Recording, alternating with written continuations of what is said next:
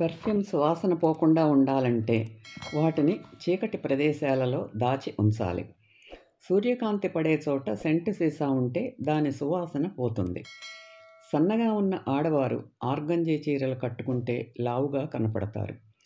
Polish లేకుండా బూట్లు నిగనిగలాడటానికో చిట్కా: అరటిపండు తొక్క లోపలి భాగాన్ని బూట్ల మీద గట్టిగా రుద్ది ఆరనిస్తే బూట్లు నిగనిగలాడతాయి.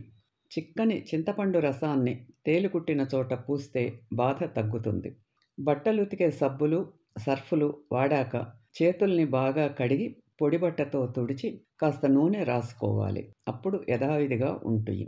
గడ్డకట్టిన నెయిల్ పాలిష్ సీసాని మరిగే నీళ్లలో కొద్దిసేపు ఉంచితే పాలిష్ తిరిగి కరుగుతుంది.